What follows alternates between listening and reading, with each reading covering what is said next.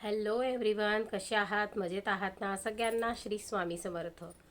तर मी एक व्हिडिओ बनवला कालच्या दिवशी कोजागिरी पौर्णिमेचा. तर त्याच्यावरती प्रश्न आला की कोजागिरी पौर्णिमेच्या दिवशी खंडग्रास चंद्रग्रहण आहे, तर आपण पूजा केव्हा करायची, कोणत्या वेळेमध्ये पूजा करायची, कशी करायची आणि ग्रहण किती वाजेपासून किती वाजेपर्यंत असणार आहे, काय ग्रहणाचे नियम पाळायचे हे बघा.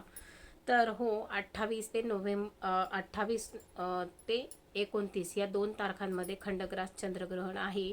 त्याच्यामुळे आपल्याला त्या दिवशी ग्रहणाचे नियम पाळायचे आहेत. ग्रहणाचे वेध कधी आहेत, मेन टाईम केव्हा आहे, हे मी तुम्हाला आता या व्हिडिओमध्ये सांगणार आहे. कारण त्या व्हिडिओमध्ये मी फक्त तुम्हाला कोजागिरी पौर्णिमेची कशी सेवा करायची, कोणती सेवा करायची हे तुम्हाला मी सांगितलं. तर या व्हिडिओमध्ये मी तुम्हाला चंद्रग्रहणाबद्दल सांगणार आहे. तर बघा, 28 तारखेला चंद्रग्रहणाचं जे स्टार्टिंग आहे म्हणजे वेद काळ आहे, तो आहे दुपारी 3:15 पासून ते संध्याकाळी म्हणजे रात्री 7:45पर्यंत. तर 7:41पर्यंतचा टाईम आहे जो वेद काळाचा आहे. तर त्या काळामध्ये आपल्याला कुठल्याही प्रकारच्या म्हणजे भोजन, पाणी पिणे, त्याचप्रकारे झोपणे ह्या क्रिया करायच्या नाही आहे. भाजी चिरायची क्रिया गर्भवती स्त्रियांनी करायची नाही आहे. तर या सगळ्या गोष्टी आपल्याला पाळायच्या आहे. बाहेर जाणं आपल्याला टाळायचं आहे. चंद्राकडे बघणं आपल्याला टाळायचं आहे. तर या कालावधीमध्ये आपल्याला जास्तीत जास्त देवाची जितकी सेवा करता येईल तितकी करायची आहे. महत्त्वाची कुठलीही कामं आपण त्या दिवशी करायची नसतात. फक्त आपल्याला देवाचं नामस्मरण या दिवशी करता येतं, दानधर्म करता येतो. जितकं जमेल तितकं देवाची आराधना करा.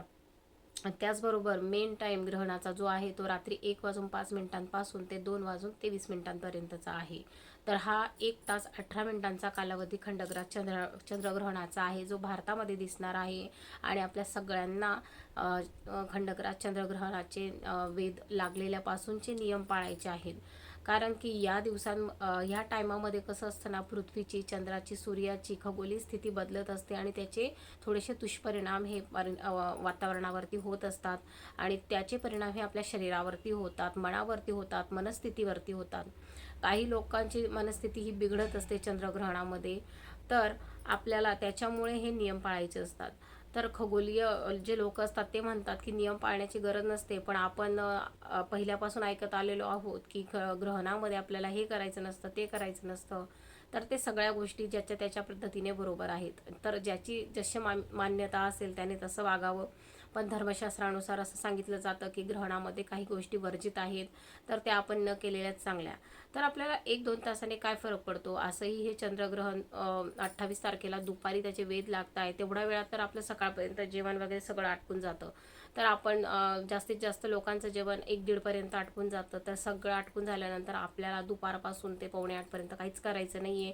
नामस्मरण देवाचं करा, शांतपणे बसा, टी व्ही बघा. तुम्ही बाकीच्या इतर गोष्टी करू शकतात. फक्त तुम्हाला खाणं पिणं हे वर्ज्य करायचं आहे. त्याचबरोबर तुम्हाला बाहेर जाणं वर्ज्य करायचं आहे. जास्तीत जास्त घरात बसून नामस्मरण करा, टी व्ही बघा, कोणतेही कार्य तुम्ही करा. बाकी फक्त ह्या 2-4 गोष्टी आहेत त्या वर्जित आहेत.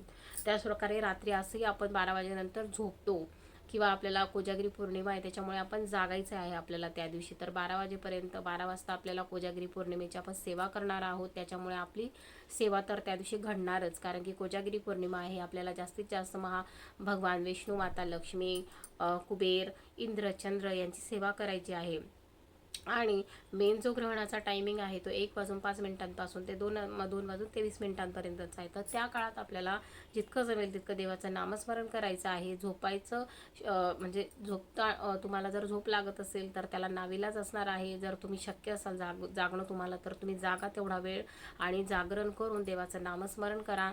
आणि त्याच्यानंतर तुम्ही आंघोळ करा. कारण की ग्रहणाच्या कालावधीमध्ये जप करणं, दानधर्म करणं आणि ते ग्रहणाचा कालावधी संपल्यानंतर आंघोळ करणं हे खूप महत्त्वाचं असतं.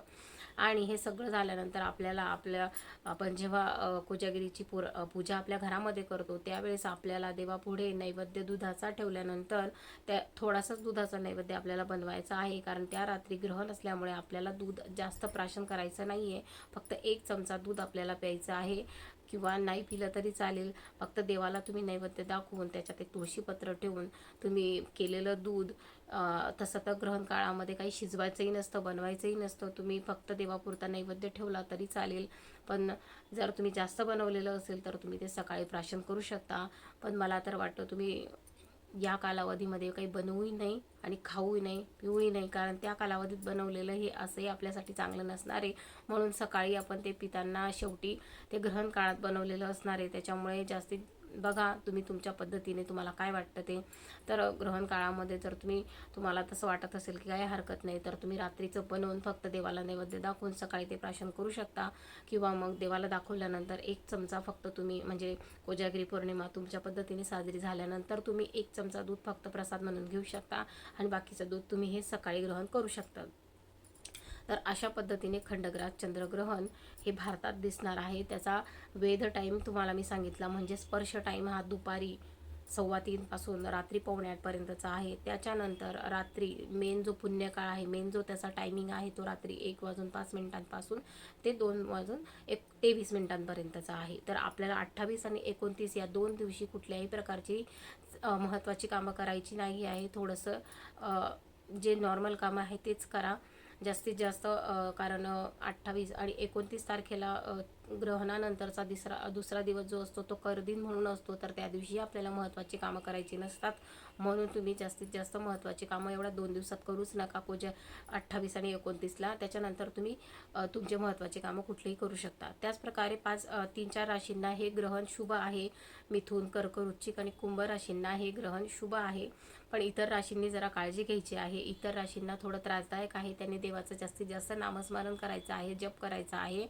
बाकी जास्त टेन्शन घ्यायचं काम नाही आहे. फक्त शुभ राशी महत्त्वाच्या आहे. आणि जरा या ग्रहणाला ना पॉझिटिव्हली विचार करा. ग्रहणामध्ये जास्तीत जास्त देवाचं नामस्मरण केल्याने आपली आध्यात्मिक प्रगती होते.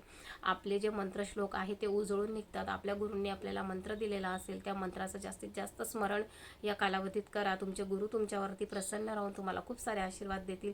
कारण ग्रहण काळ हा पुण्यकाळ असतो. देवाचं नामस्मरण करण्याचा, दानधर्म करण्याचा, जास्तीत जास्त एकाग्र होण्याचा, शांत राहण्याचा. कारण आपण कसं इतर वेळा संसारिक गोष्टींमध्ये गुंतलेलो असतो, हे कामं ती कामं, घरातली कामं, मुलांची कामं.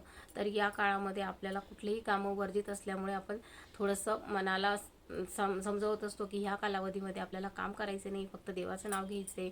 म्हणून कितीही महत्त्वाचं असलं तरी आपण करत नाही, बसतो आणि शांतपणे देवाचं नाव घेतो. म्हणून आपण एकाग्र होत असतो आणि त्याद्वारे आपण देवाच्या जवळ जात असतो. तर अशा पद्धतीने ग्रहण काळ हा खूप महत्त्वाचा आहे. त्याला पॉझिटिव्हली घ्या. देवासाठी, आध्यात्मिक प्रगतीसाठी तो खूप महत्त्वाचा आहे. तर कोजागिरी पौर्णिमेमध्ये आपण ह्या काळामध्ये पूर्णपणे सेवा करू शकतो.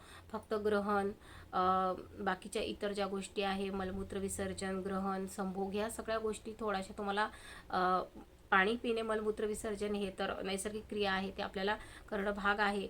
पण आपण जे सेवन करणार आहोत, ज्या गोष्टी आहे ज्या आपल्याला आनंद देतात, त्या गोष्टी आपल्याला करायच्या नाही आहे. थोडंसं एकाग्र होऊन शांत मन ठेवून आपल्याला देवाचं नामस्मरण करायचं आहे. ग्रहण संपल्यानंतर सगळ्या वस्तूंवर तुळशीपत्र ठेवायचं असतं. घरामध्ये आपल्याला गोमूत्र शिंपडायचं असतं देवाचं नामस्मरण करत करत. आणि सगळं घराला स्वच्छ करायचं असतं, पवित्र करायचं असतं. कारण जी किरणं असतात ती घरावर पडल्याने सगळं वातावरण हे अपवित्रसारखं झालेलं असतं. त्याच्यामुळे आपल्याला ग्रहणकाळ संपल्यानंतर आपल्याला आंघोळ करायची असते. सगळ्या वस्तूंवर, आपल्या घरातल्या डाळी साळी धनधान्यांवर ते आपल्याला तुळशीपत्र ठेवायचं असतं आणि सगळ्या घरामध्ये आपल्याला गोमूत्र शिंपडायचं असतं. त्याच्याने ही सगळी शुद्धता होत असते. नंतर आपण आपलं रोजच्या डेली लाईफमध्ये जसं नॉर्मल जगतो तसं आपण जगू शकतो. तर मग ही काही प्रश्नांची उत्तरं होती खंडग्रास चंद्रग्रहणाबद्दल, जे कोजागिरीच्या दिवशी आहे. तर तुम्ही या पद्धतीने त्या दिवशी तुमचं रुटीन बनवू शकतात. आणि तुम्हाला काय करायचं काय नाही हे तुमच्या मतावर शेवटी डिपेंड आहे. मी जे पद्धतीने आपण पहिल्यापासून बघत आलेलो आहोत ते तुम्हाला सांगितलेलं आहे, ती माहिती तुम्हाला शेअर केलेली आहे. मग बाकी तुम्ही रात्री जर 1:05 2:23 या जो पुण्यकाळ आहे त्या कालावधीमध्ये जर तुम्हाला जागणं शक्य असेल तर नक्की जागरण करा. शक्य नसेल तर काही गरज नाही आहे. पण जास्तीत जास्त गर्भवती स्त्रियांनी काळजी घ्या. कारण की त्यांच्यावरती 2 जबाबदाऱ्या असतात, त्याच्यामुळे त्यांनी जास्त काळजी घ्या. आणि ग्रहणाचे पूर्ण नियम पाळा, खाण्यापिण्याचे नियम पाळा. या कालावधीमध्ये खाऊ पिऊ नका, झोपू नका, देवाचं नामस्मरण करा. त्याच पद्धतीने बाहेर जाऊ नका, ग्रहण बघू नका. मुलांना जपा, वृद्धांनी, आजारी व्यक्तींनी स्वतःला जपायचं आहे. आणि जास्तीत जास्त देवाची सेवा करायची आहे. भोगी वस्तूंपासून दूर राहायचं आहे. ह्या सगळ्या गोष्टी या काळामध्ये महत्त्वाच्या असतात. तर मग आय होप तुम्हाला सगळ्या प्रश्नांची उत्तरं या व्हिडिओ थ्रू मिळालेली असणार. आणि हा व्हिडिओ तुम्हाला कसा वाटला मला नक्की सांगा. आणि आवडला असेल तर जास्तीत जास्त शेअर करा ही माहिती, आणि चॅनललाही सबस्क्राईब करा. तोपर्यंत श्री स्वामी समर्थ.